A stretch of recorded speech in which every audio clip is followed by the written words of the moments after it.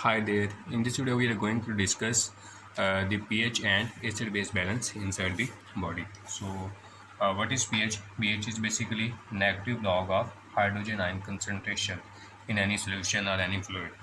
So, the normal blood pH is normal blood pH is 7.35 to 7.45, and the blood pH compatible for life is 6.8 to 7.8.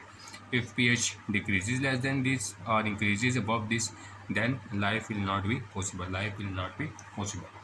So why pH alteration in pH affects the life? Because we know that enzyme work best at a specific pH, which is their optimum pH, and when pH changes, enzymes stop working. As a result, metabolism is disrupted, which leads to the disruption of important systems of the body and can lead to the death. Okay, so there are different kinds of acids which are produced inside the body, and these acids are classified into either volatile acids and non-volatile acids. Volatile acids are also called respiratory acids or mobile acids, while non-volatile acids are called metabolic acids, or you can call them fixed acids. Volatile acid include carbonic acid or H2CO3, which is produced from carbon dioxide by reaction of CO2 plus H2O into the H2CO3, and this reaction catalyzed by carbonic anhydrase enzyme. This carbonic acid is volatile acid produced in body, while non-volatile acid include sulfuric acid H2SO4, which is synthesized from the metabolism of proteins having sulfur-containing amino acid. Phosphoric acid, which is produced from the metabolism of phosphoproteins and phospholipids. Okay, and similarly other metabolic acid, for example lactic acid, produced in anaerobic glycolysis. So these are different metabolic acid which are produced inside the body. Okay, so due to production of these acid inside the body, there is tendency of the changes in the pH of the blood. So blood pH is regulated by buffer systems which regulate the blood pH. So there are three lines of difference against the changes in blood pH. The first one is blood buffers. The second one is respiratory mechanism, and third one is renal mechanism of pH regulation. All these three mechanisms work together to maintain the blood pH. So first we come towards blood buffers. So what is buffer? Buffer is anything that resists change in pH. Buffer is a fluid or substance which resists changes in pH. And how buffer is formulated? It is basically a solution of weak acid and its salt with strong base. For example, there is a buffer in which weak acid in body. The most important buffer for blood regulation is bicarbonate buffer. In bicarbonate buffer, weak acid is carbonic acid H2CO3, and its salt with strong base is NaHCO3. It is basically its salt with a strong base, for example NaOH. Okay, so upon reacting, when H2CO3 reacts with this base, for example H2CO3 plus NaOH, so what will happen? There will be production of one water molecule and plus one salt HCO3. So NaHCO3 is salt with strong base and HCO3 is weak acid. So this solution acts as a buffer for regulation of blood pH. So it is the most important buffer. Let's calculate the working pH of this buffer. Every buffer works around some specific pH, and it tends to bring the changes in pH towards that. For example, there is a pH, central pH here for a buffer, pH of a buffer, for example. So if an acid is added, this acid will tend to decrease its pH. However, the buffering action will try to maintain it towards the same pH. If base is added, base will increase the pH. However, buffer will tend to maintain its way towards the specific pH of the buffer as well. So now we try to calculate the pH of this bicarbonate buffer. So how carbonic acid dissociates? Carbonic acid dissociates in this way: H positive plus HCO3 negative. We write its dissociation constant, which is product by reactant. These are products. So H positive bicarbonate HCO3 negative divided by H2CO3. Okay, so this is its dissociation constant. Okay, now we rearrange it. So Ka into H2CO3 divided by HCO3 is equal H positive. We take negative log on both sides, so negative log here, and we take negative log here as well. Okay, so negative log H is equal to pH, negative log Ka is equal to pKa, and here is multiplication which gets converted to plus sign, plus. Okay, then log base by acid, it will be inverted to convert negative sign to positive. It will change in this way. Here was a negative log Ka was pKa, then negative log was multiplying inside, so this multiplication sign is converted to positive, and to convert negative sign of log into positive, this got inverted. Denominator became numerator and numerator got converted to denominator. So this is final equation, which is pH is equal to pKa plus log bicarbonate HCO3 divided by H2CO3. So H2CO3 has tendency to lose H positive, so it is an acid. However, HCO3 has tendency to accept an H positive, so it's a base. Acid is something which loses hydrogen ion, and base is something which accepts hydrogen ion. So equation can be as pH is equal to pKa plus log base by acid, which is Henderson-Hasselbalch equation. So let's try to find out the pH at which this bicarbonate buffer works. So pKa of the let's try to put values here. So pKa for bicarbonate is 6.1 plus log into, now concentration of bicarbonate ion. The bicarbonate ion concentration in the plasma is 24, and concentration of carbonic acid depends on the partial pressure of carbon dioxide. So partial pressure of carbon dioxide is 40, and its solubility coefficient, which is 0.03. So it comes about 40 cross 0.03 is equal to 1.2 millimole. Okay, so concentration of carbonic acid calculated from partial pressure of carbon dioxide and its solubility comes about 1.2. So we put here 1.2 pH, that is equal to 6.1 plus log into it divided, and it changes to log 20. Okay, so log 20, value of log 20 is 1.3 plus 1.3 is equal to 7.4. So a bicarbonate buffer is working at pH 7.4, or it tends to bring blood pH towards 7.4. If there is increase due in hydrogen ion, this buffer will lead to decrease in the pH towards 7.4, and if there is decrease in the pH, it will tend to increase it towards 7.4. So this buffer will function to maintain the pH at the 7.4. And this ratio 20, what does it show? It shows that it is evident here that the concentration of base in bicarbonate buffer is higher while acid concentration is lower.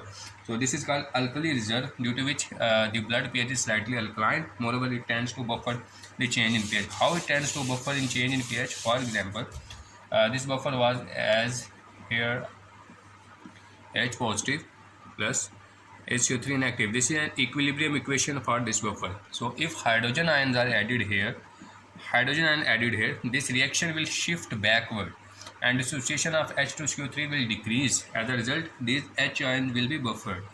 However, if OH ions are added here, then pH will again be disrupted. What will happen? Then dissociation of H2CO3 will increase to buffer these OH ions. So in this way, this equilibrium shift either towards left or towards the right to maintain the pH in response to addition of acid or base in the blood. So it is how bicarbonate buffer tries to maintain the blood pH. Another important buffer, another important buffer in the body is the phosphate buffer, and this phosphate buffer works by two compounds which are NaH2PO4 and Na2HPO4. So this is sodium dihydrogen phosphate and this is disodium hydrogen phosphate. These two also act as a buffer, and their Ka value, pKa value is 6.8. If they have been in blood, they have been worked more efficiently, because every buffer works in more efficiently in plus minus 1 pH of its pKa.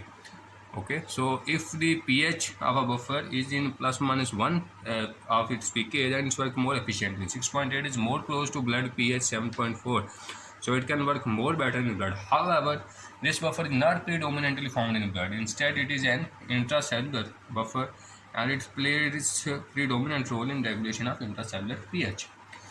Another important buffer in blood is protein buffer. Another important buffer in blood is protein buffer, and this protein buffer is by plasma proteins including albumin and including hemoglobin. What happens? These proteins have tendency to pick up the hydrogen ions and associate with them and then transport them, and in this way they play their buffering role. This buffering role becomes more evident in the respiratory mechanism of pH regulation. Let's discuss the respiratory mechanism. Let's discuss the respiratory mechanism of pH regulation.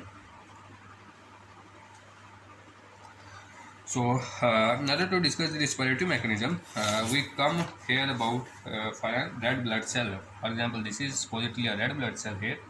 So, what happens in these are the tissues or plasma, you can call it plasma or tissue. From tissues, carbon dioxide diffuses to plasma, and then it comes to RBC. In RBC, CO2 combines with water and gets converted to carbonic acid H2CO3, which breaks into bicarbonate HCO3 plus hydrogen ions, and this HCO3 is exchanged in plasma for chlorine ion. To maintain neutrality, chlorine ion comes here. This phenomenon is called chloride shift. Chloride shift, which is an important concept from exam point of view. So this H positive ions get attached to hemoglobin. They get attached to hemoglobin and it gets converted to HbH. This is happening in the periphery. So what has happened here? Carbon dioxide diffused from the tissues to plasma, and from plasma to red blood cell, where it got converted to carbonic acid in the presence of carbonic anhydrase enzyme, which broken down into bicarbonate and H positive ion. Bicarbonate was exchanged for chlorine, which is called chloride shift, and H positive ion joined hemoglobin, and hemoglobin buffered it. This is happening in the periphery. So what will happen in the lungs? When this RBC will reach the lungs, all the process will get reversed. What will happen in the lungs? HbH will break down, and H positive ions are released, and hemoglobin here binds to oxygen. Hb gets oxygenated.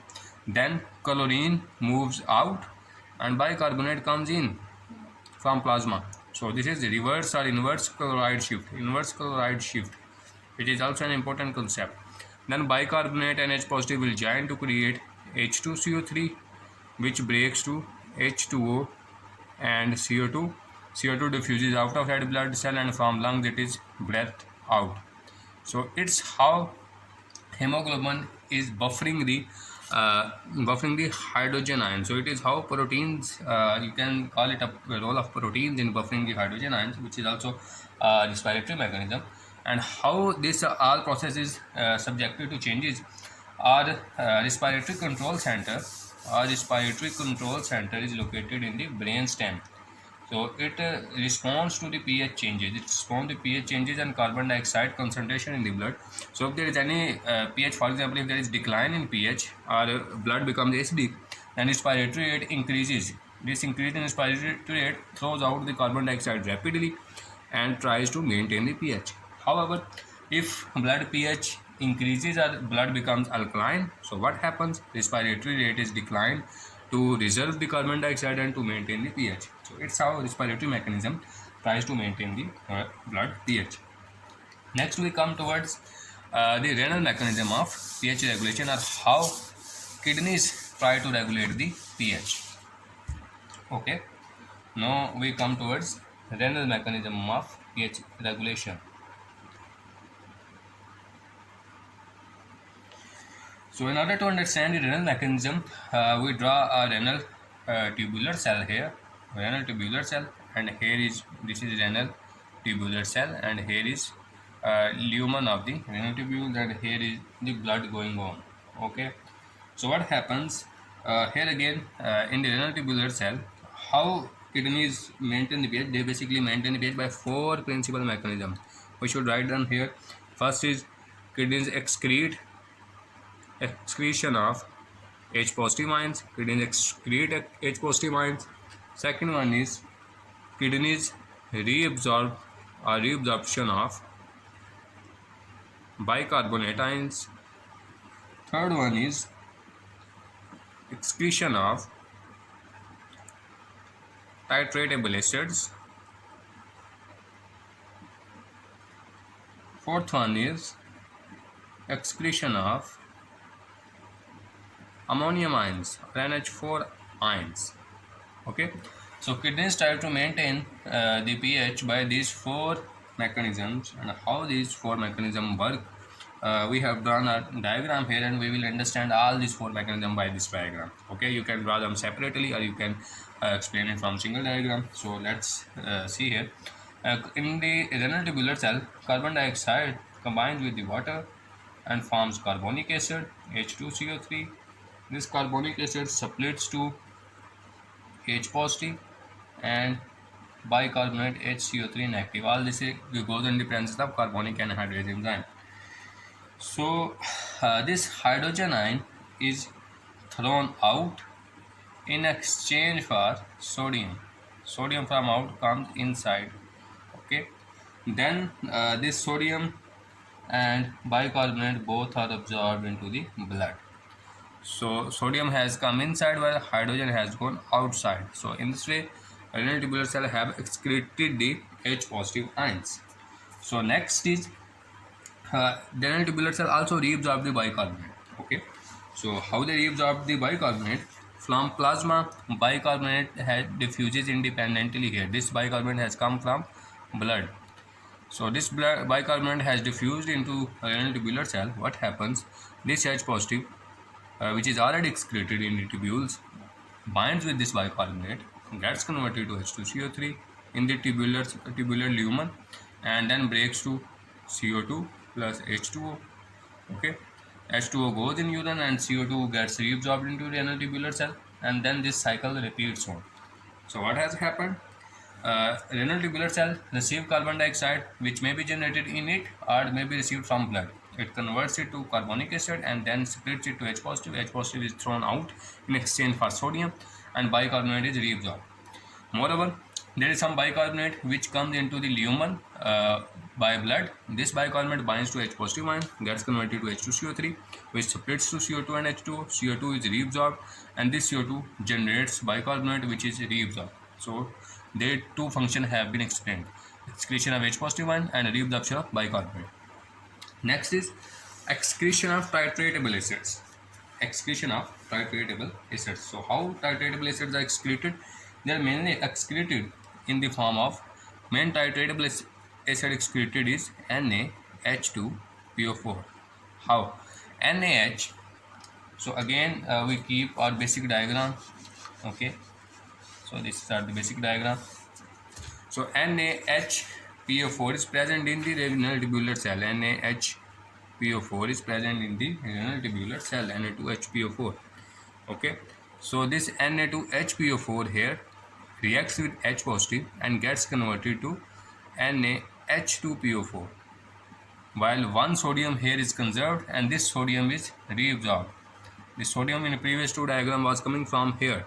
Okay, so Na2HPO4 is present here, Na2HPO4 is present here. It reacts with H positive, gets converted to NaH2PO4, and one sodium reserved is reabsorbed in exchange for hydrogen ions coming from the air, and then this NaH2PO4 is excreted. So it's how titratable acids are excreting. And what does titratable means?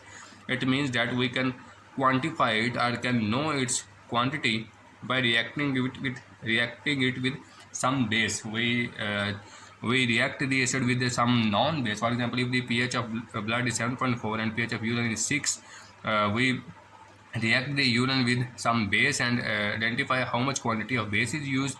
From that quantity we can calculate the quantity of acid, which is the titration. Okay, so by unknown quantity of base we can calculate the unknown quantity of acid, which is the titration.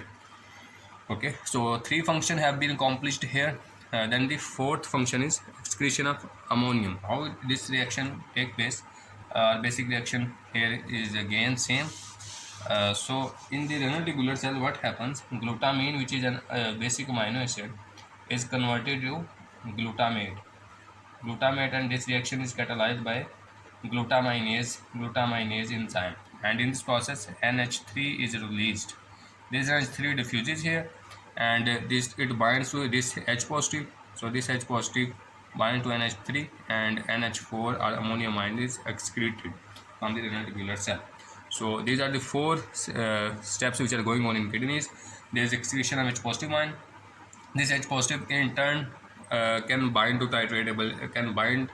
to and can be excreted in the form of titratable acid. It can be excreted in the form of H4 positive, and there is also reabsorption of bicarbonate going on. So this overall response is to excrete acid and to conserve bicarbonate. So depending upon the pH of blood, this reaction is regulated. If there is declining pH, this mechanism will try to increase the pH, and if there is increase in pH, this mechanism will try to decrease the pH. So this regulation and this all processes according to the pH of the blood. So it was all about this lecture. Thank you.